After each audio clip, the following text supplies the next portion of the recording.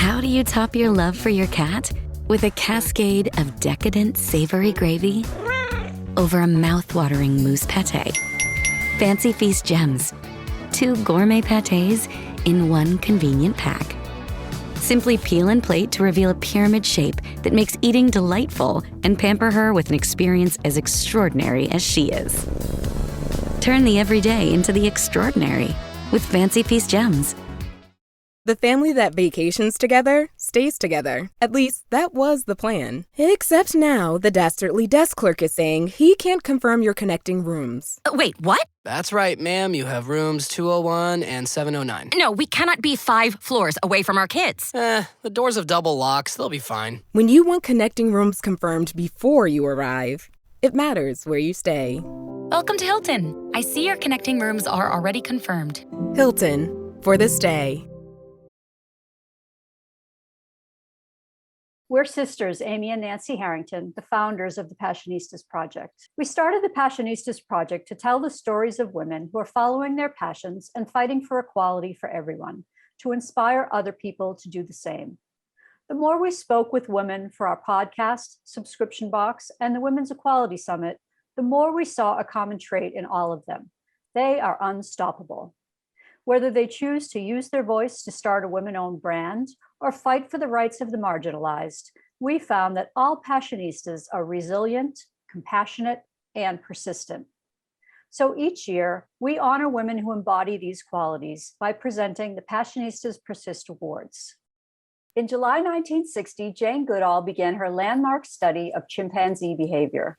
Her work redefined the relationship between humans and animals.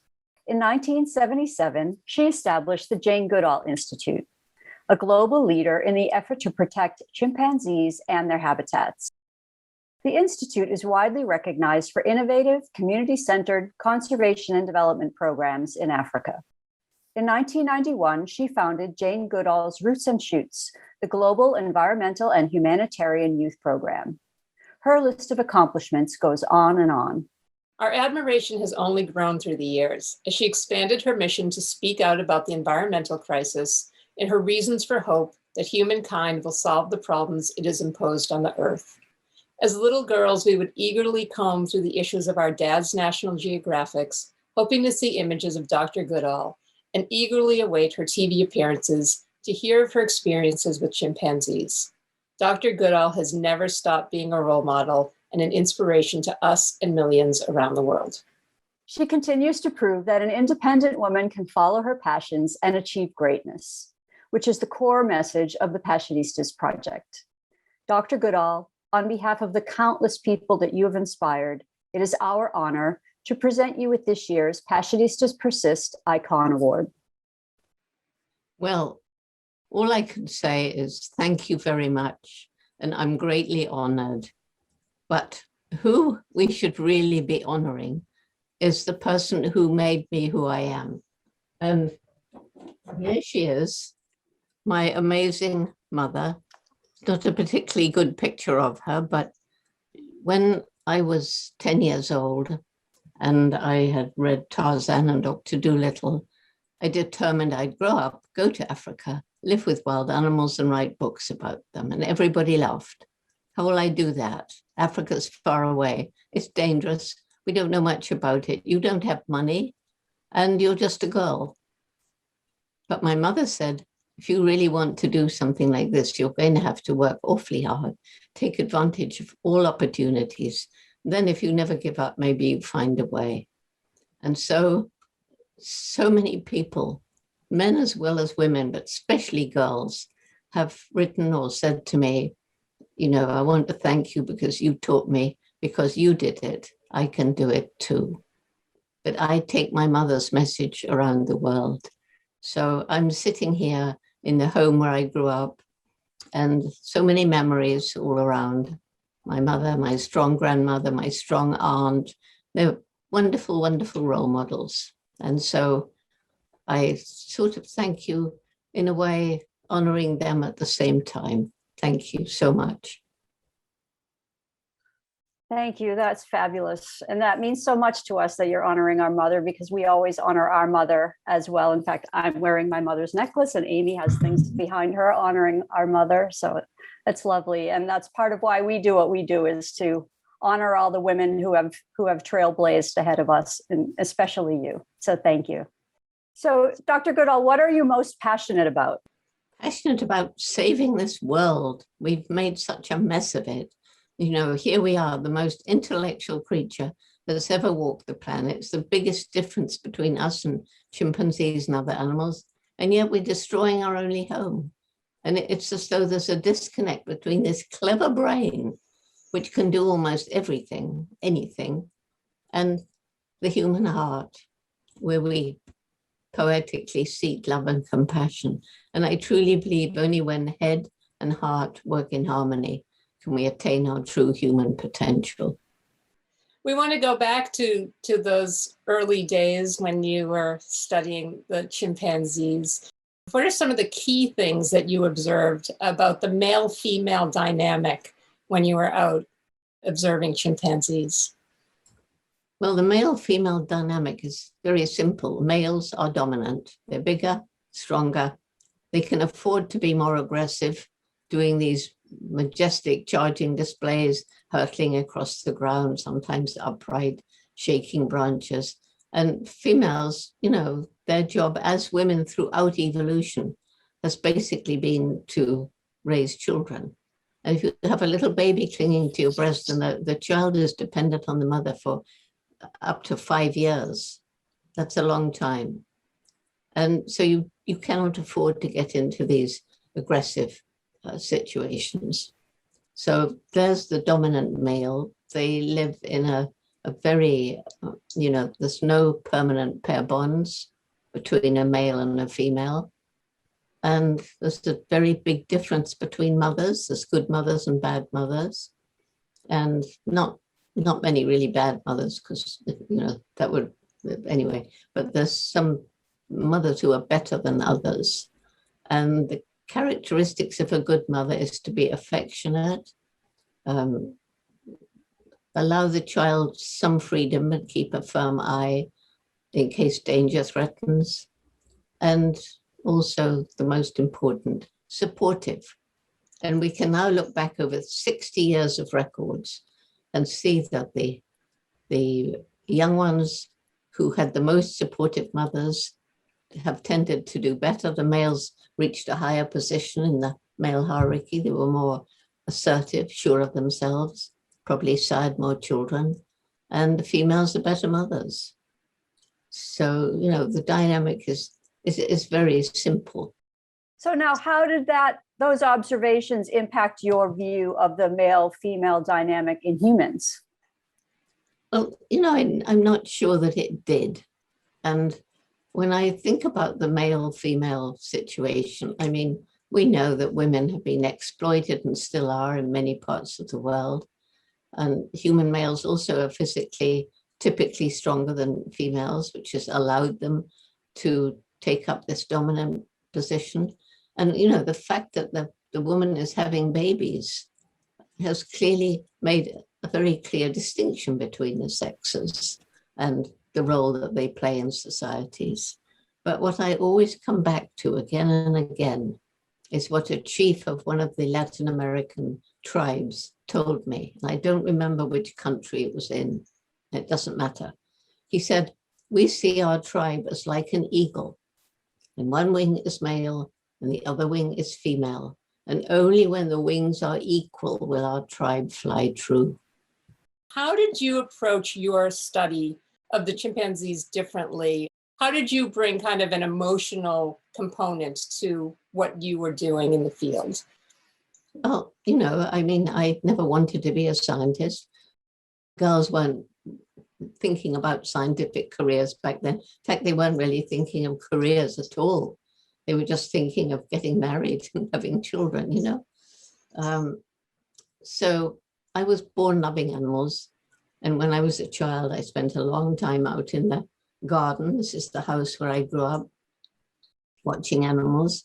No television, none of the modern technological gadgets that young people spend so much time on now.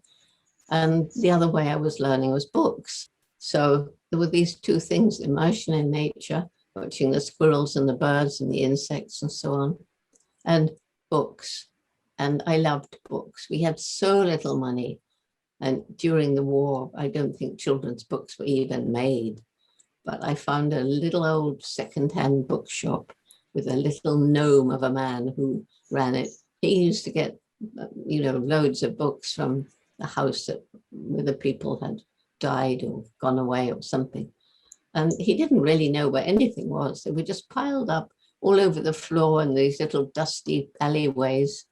And I spent hours and hours in that shop, and he didn't mind. I could read books there if I wanted. And so I remember finding Tarzan of the Apes. I was 10 years old. I could just afford it. I used to save up my money, my few pennies of pocket money, in order to try and buy a book. My sister saved them up for sweets, but she didn't have much luck there because sweets were rationed in the war. So you really couldn't buy a lot of sweets. But anyway, we were very different. And so that book, I don't know what the equivalent price would be now. It was 1 shilling and sixpence, which I don't know what that would be now, but I could just afford it. And I took that book up, my favorite tree in the garden, just out there, my beech tree, read it from cover to cover, fell passionately in love with that glorious Lord of the Jungle. And of course, he married the wrong Jane. Silly man. I was very jealous. I mean, I knew there wasn't a Tarzan, but that's when my dream began. I would grow up and go to Africa and live with wild animals. But I wanted to be a naturalist. So when I arrived, I simply did the same as I'd done in the garden here on the cliffs above the sea, just waiting, watching, getting to know them, giving them names when I could identify them, describing their behavior, realizing they were different one from another. They had different personalities, just like we do, learning how intelligent they can be, using and making tools and things like that. And also a great array of emotions, which are similar, maybe identical to some of ours, like happiness, sadness, fear, despair, anger, grief, all of these things. And as I'd never been to college, nobody told me that it wasn't scientific to think of animals like that. Fortunately, I thought of animals as they really are. And it was a shock when my mentor, Louis Leakey, said I had to get a degree. I wouldn't be taken seriously otherwise. There was no time for an undergraduate degree. He got me a place in Cambridge University in England to do a PhD in ethology. I didn't even know what ethology was, which is just behavior, but study of behavior. Anyway, it was a shock to be told I'd done everything wrong. You can't talk about chimpanzees with names, you should number them. You can't talk about their personality, their mind, or their emotion. Those are unique to us. In fact, it was taught at that time, and this is the early 60s, that the difference between us and all other animals was one of kind. But fortunately, when I was a child, I had a wonderful teacher. And this was one teacher who wasn't a female in my life. It was my dog, Rusty. And if you share your life in a meaningful way with any animal, dog, cat, bird, rabbit, horse, pig, I don't care, you know perfectly well the professors were wrong. We're not the only beings with personality, mind, and emotion. And now science is beginning to recognize that. And animals are being labeled more and more often as sentient beings. And the people who fight that are basically those who are doing very unpleasant things to animals, like in a medical research lab or in a factory farm, people who hunt and trap, that sort of thing.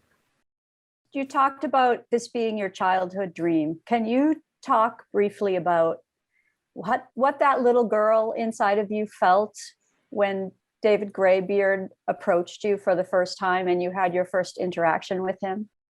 The first time I really met David Greybeard up close, I'd already seen him using tools to fish for termites, but not too close. And at that time, I was mostly learning about the chimpanzees using binoculars from a distance.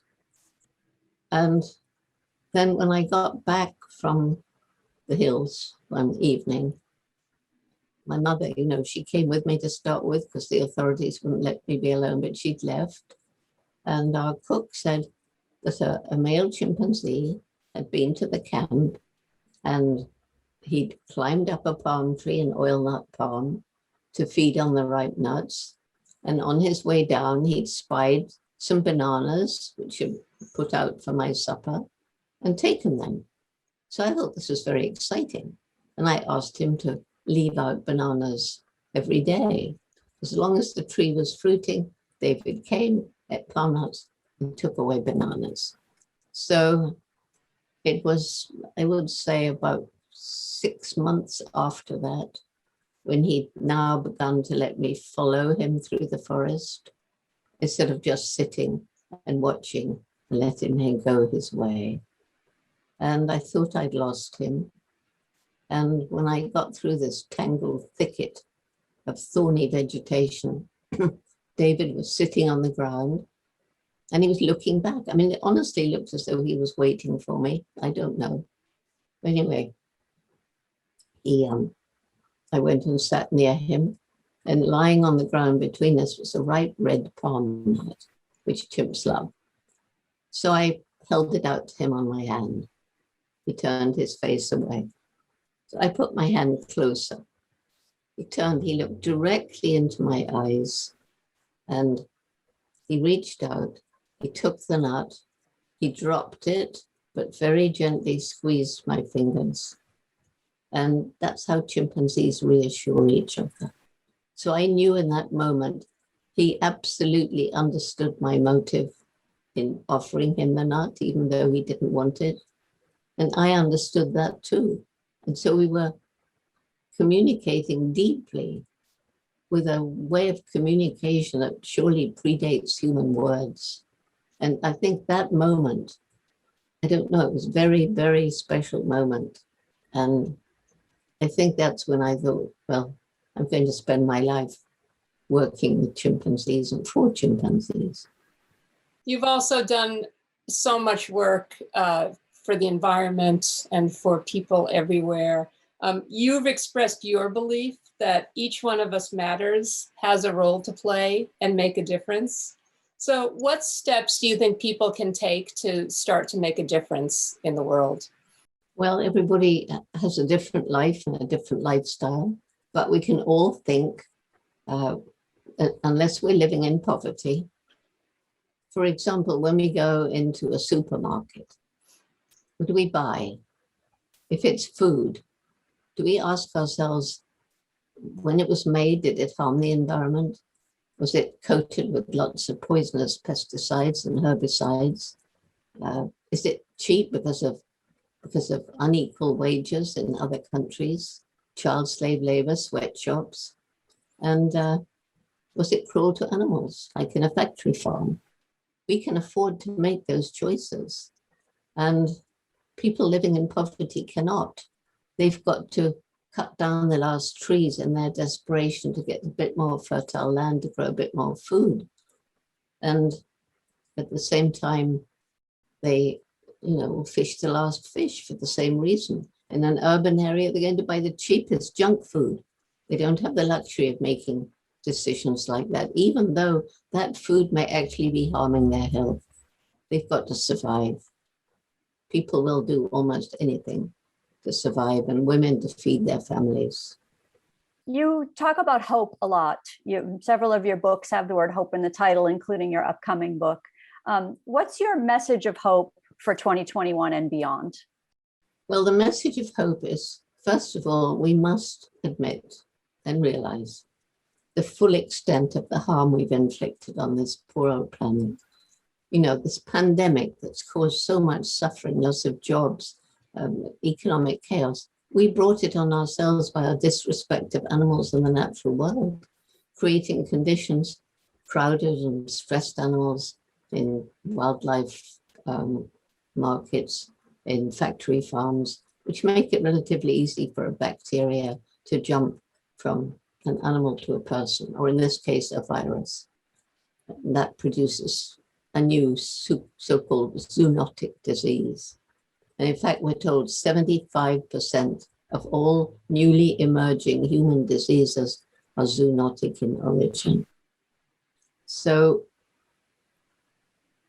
having realized the harm of climate change, the loss of biodiversity,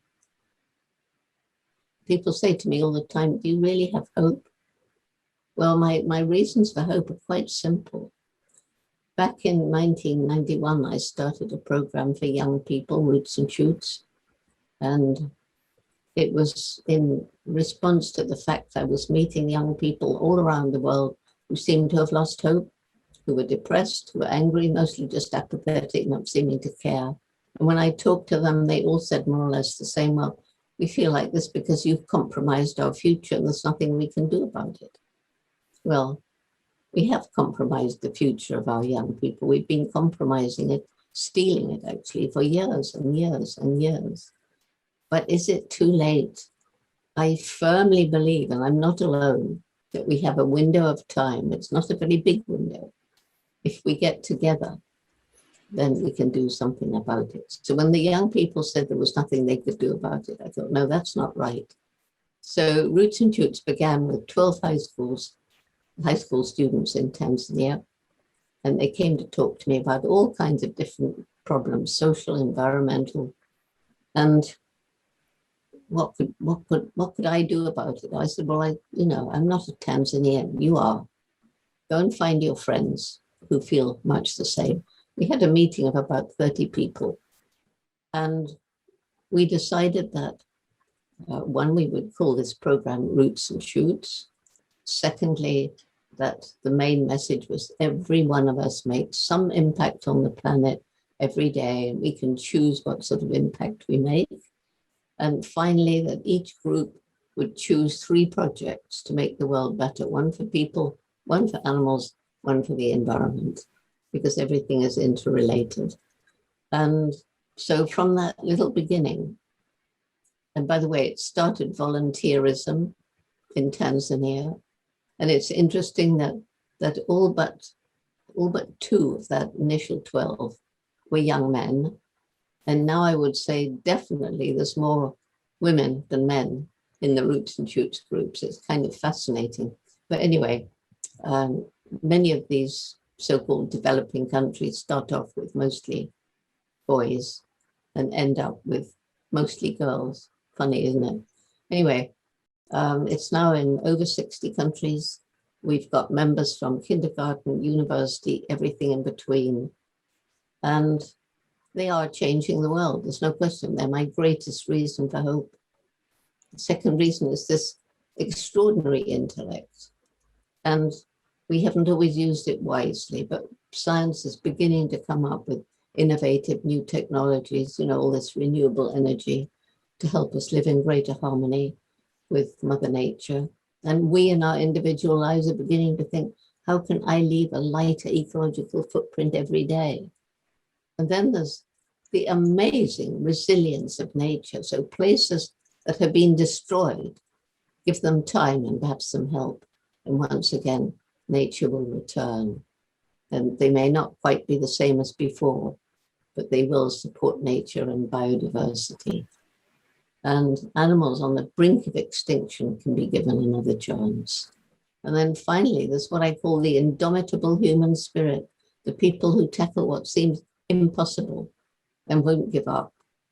And very often they succeed. And even if they don't, they will inspire others to carry on until their goal is achieved. How has women's equality changed since you started your career? Well, it depends on the country, but certainly in Europe and in the United States, although there's still a lot of gender inequality, nevertheless, there are women in Oh, just about every business, they're everywhere. I mean, they can get into business, they can become engineers, they can become astronauts, they can dive deep in the ocean. They can do things that it used to be thought only men could do. And so there's a huge change there, even though there's further to go. And countries like Tanzania, in the rural areas, it's very traditional. Still parts of Kenya and Ethiopia, there's female genital mutilation, although that's beginning to change. And we've had quite a major impact on this in Tanzania, because it was when I was flying over the tiny Gombe National Park, where, by the way, we still study the chimps. We just celebrated our 60th anniversary. And it was when I began in 60, it was part of a great equatorial forest belt stretching across Africa. But by the late 80s, when I flew over in a tiny plane, it was shocking. I was looking down at a very small island of forest surrounded by completely bare hills, clearly more people living there than the land could support, too poor to buy food from elsewhere, struggling to survive. And that's when it hit me. If we don't help these people find ways of making a living without destroying the environment, then we can't save chimps, forests, or anything else. And so the Jane Goodall Institute, JGI, we began a program called Take Care or Tukari, which is our method of community-led conservation. And right from the start, there was no arrogant group of white people going into a poor African village and telling them what we were going to do to make their lives better. No. We started with the 12 villages around the boundary of Gombe, and with a hand-picked group of 7 local Tanzanians. None of them had PhDs, but they'd all worked in NGOs like forestry, agriculture, education, and so on. And they went into the villages and listened to the people. What can we do to help you make your lives better? Well, grow more food, please, and better health and better education. So that's where we started. And then as the people came to trust us, we could introduce water management programs. And then we started raising money for scholarships to keep girls in school, because it's been shown all around the world that as women's education improves, family size tends to drop. And we also provide family planning. And what's interesting is that even in these rural areas, people have access to the outside world through technology. And they see education as a way of their children lifting themselves out of poverty. Well, the average number of children a woman was having was 8 to 10 when I arrived. But they can't afford to educate that many children. It's not cheap. And so they was so welcoming of family planning. And even the men, that was a surprise to us, but they came and asked for vasectomies because they couldn't afford to keep more children. And so we also introduced Mohammed Yunus's Grameen Bank, the microcredit opportunities, and that's particularly for women who tend to be the ones who pay back. The men tend to get all excited when they've been successful and go and drink with their buddies, in the beer bars. But we've had almost all the borrowed money returned, and it is for a group to decide on their own environmentally sustainable small business, like a tree nursery, like a few chickens, something like that. And because it's not a gift handed out, it's something they've earned when they pay the money back, and they're proud of it. They've done it themselves.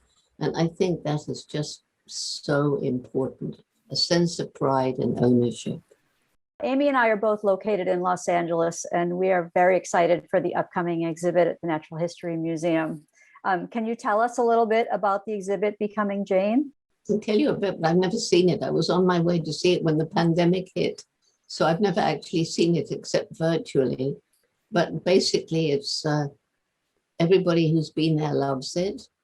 And it sort of starts with my career, my childhood. It gives a lot of information about chimps. It's fun for little kids because there's a lot of life-size models of chimpanzees, and some of them are sort of animated. And there's a little box where you go in and you can hear chimpanzee sounds, and then you're told, well, you try and make the sound too, and if you make it well, you'll get an A or, whatever. So there's, I don't know, they've got a replication of the tent that Mum and I shared when we first arrived at Gombe. They've got histories of the different chimpanzees and histories of some of the Tanzanian field workers who've helped us with the study. And I don't know what else, but people love it anyway. Well, we can't wait. We can't wait to go. We're so excited. What's your dream for the young people who are involved with Roots and Shoots? Well, the dream is now reality because many of them, what I call our alumni, as we began with high school in 91, a lot of these are fully grown now. So we've not only got hundreds and thousands of young people actively in the program, but we've got all these people who've been through it. And the dream is that they will all become understanding of the problems that we've created, but be empowered, understand that they as individuals can make a difference. We have the Minister for Wildlife in Tanzania, and he was in Roots and Shoots in primary school. And he stood up to the recently deceased president who was building a dam in the middle of a World Heritage Site. And he stood up to him, knowing the president had said, anyone who opposes me will go to jail or worse. But fortunately, he didn't lose his life. Of course, he lost his job. The Minister of Environment in Congo, he didn't have to confront somebody like that, but he's very passionate about environmental regulations and punishing poachers and things. I go to China. People come up all the time and say, but of course I care about the environment now because I was in your Roots and Shoots program in primary school. And children are changing their parents. I've got many letters from parents who tell me, well, I never used to think about my shopping, but my kids made me. And so Roots and Shoots, by partnering with other similar youth organizations with similar values. And one thing that's emerged from it is that whenever possible, we try to bring groups together. It's usually virtual, but we do try face to face. And they have just come to understand without being taught, it's not a part of Roots and Shoots per se, that far more important than the color of your skin, your culture, your religion, your language, is the fact that we're all a human family. We all weep tears, we all laugh when we're happy, and we share emotions. And when we fall and cut ourselves, the blood is the same. It's proven the same. We are actually one family. And this is part of Roots and Shoots. And that's why I was made a messenger of peace by the UN. How has the COVID pandemic impacted you personally? And what can we as humanity learn from this experience we've all been through? Well, what we can learn is that, as I've said, it was our disrespect of animals, crowding them in these places, hunting them, killing them, destroying the environment, forcing them in closer contact with people. You know, we brought the pandemic on ourselves, no question. And it's our disrespect of the natural world that's led to climate change and loss of biodiversity too.